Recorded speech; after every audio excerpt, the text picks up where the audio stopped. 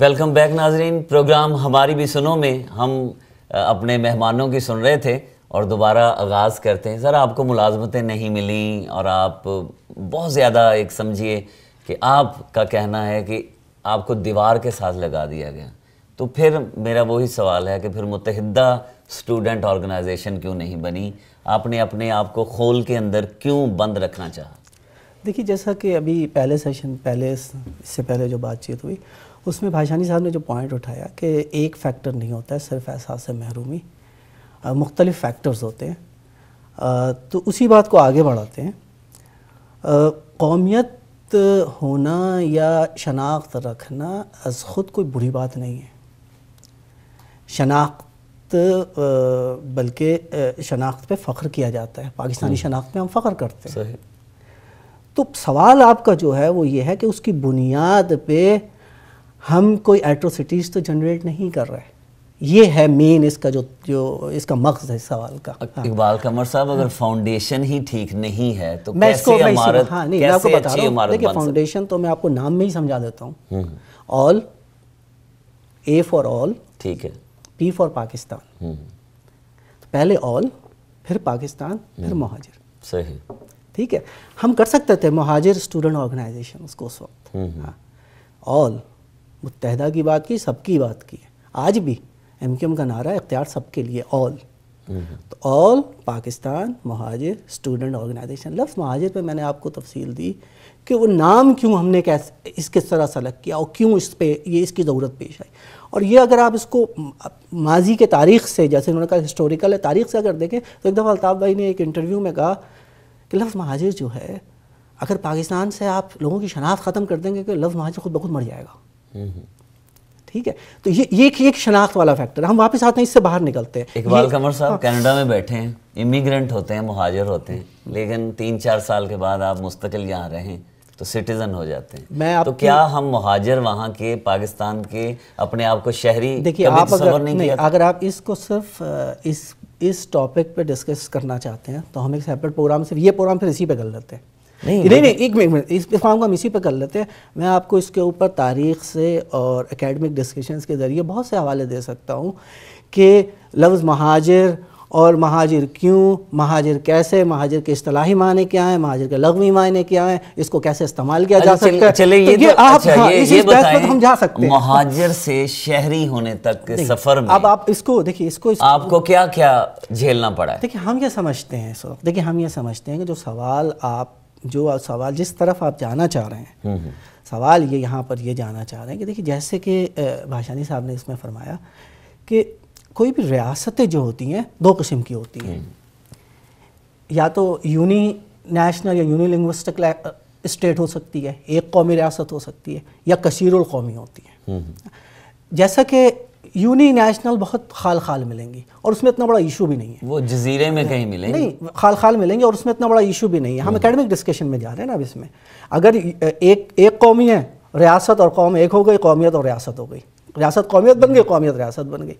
کثیر القومی کے اندر یہ ہوتا ہے کہ ڈفرینٹ ایتھنو لنگوسٹک سوسائٹیز ہوتی ہیں، کلچرلز ہوتے ہیں، ان کو ساتھ مل کے جب آپ وہاں پہ اس کو پھر ایک قوم بناتے ہیں، اور یہ 1-2 سال کا عمل نہیں ہوتا ہے، اس میں صدیاں لگتی ہیں قومیں بننے میں۔ سر، صدیوں میں ملک ہی کہیں تباہ و برباد نہ ہو جائیں، اتنی صدی جو ہے وہ اتنی کہتے ہیں نا کہ لمحے بھی کبھی صدی بن جاتے ہیں، کبھی صدی بھی لمحوں میں گزر جاتی ہے۔ بشانی صاحب سے پوچھ لوں کہ جی اے سندھ کا نعرہ لگا، پھر جی اے مہاجر کا لگا، آپ کا ایک بیک گراؤنڈ کشمیری اور پنجابی میں کہہ دوں اگر، تو جی اے پنجابی، اور جب وہاں نعرہ لگتا ہے کہ جاگ پنجابی جاگ، تو اس نعرے کو پنجاب والوں نے کیوں نہیں قبول کیا؟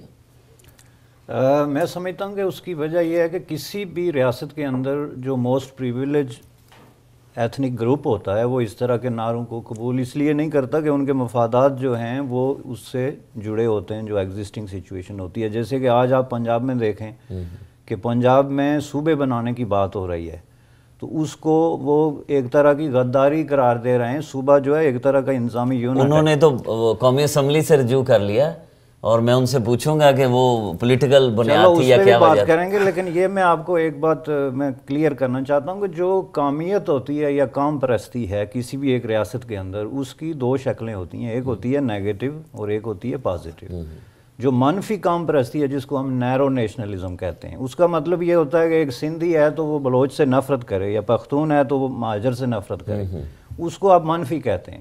لیکن مثبت قوم پرستی یہ ہے کہ جب آپ اپنی شناخت کو، اپنی ہسٹوریکل بیک گراؤنڈ کو، اپنی روٹس کو، اپنے کلچر کو اتنی رسپیکٹ دیتے ہیں جتنے آپ سندھی، بلوچی اور دوسرے کلچر اور ان کے حقوق کو جو ہے نا رسپیکٹ دیتے ہیں، تو اس کا مطلب یہ ہوتا ہے کہ پھر وہ ساری نیشنلٹیز جو ہیں وہ مل کر ایک قوم تشکیل دیتے ہیں جو کہ قومی ریاست کی شکل میں ابھرتی ہے۔ پوائنٹ آپ نے بہت اچھا دیا باشانی صاحب کہ قوم یا اپنی جو شناخت ہے وہ ظاہر کرنے میں کوئی حرج نہیں ہے، لیکن وہ نفرت تو نہ ہوگی۔ اگر اردو سپیکنگ والے ہیں تو وہ سندھیوں سے نفرت کریں، سندھی پنجابیوں سے کریں، پنجابی جو ہیں پختونوں سے کریں، یہ ایک ایسا نفرت کا سرکل ہے۔ اور پھر دوسرے کی نفی کہ مثلا آپ یہ کہیں کہ جی میں تو پنجابی ہوں لیکن سرائکی جو ہیں ان کو کوئی حق نہیں پہنچتا کہ وہ اپنا صوبہ بنائیں، وہ جو ہے وہ ملک دشمنی کے مترادف ہوگا، حالانکہ یہی نیگیٹو سوچ ہے بیسیکلی جو پاکستان کے بڑے بڑے مسائل میں سے ایک مسئلہ ہے۔ بشانی صاحب آپ کہتے ہیں جو ہزارہ صوبہ، انہوں نے کہا ہزارہ صوبہ بنا دیں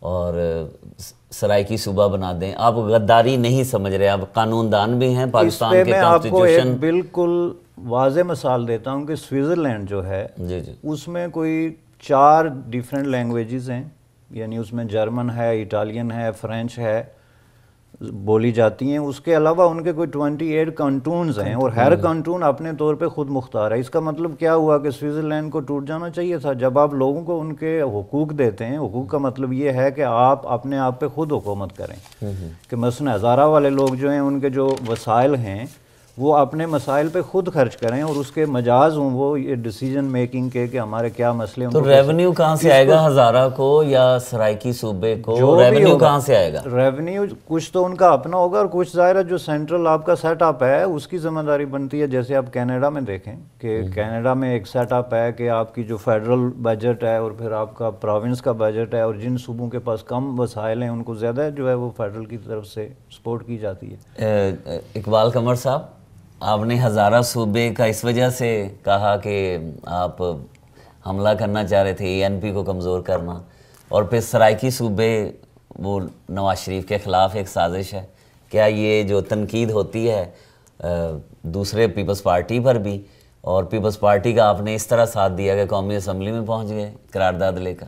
دیکھیے بدر بھائی، بات پھر وہی ہوگی کہ کسی بھی کام کو، کسی بھی نظریہ کو مثبت اور منفی دونوں پہلوؤں سے دیکھا جا سکتا ہے۔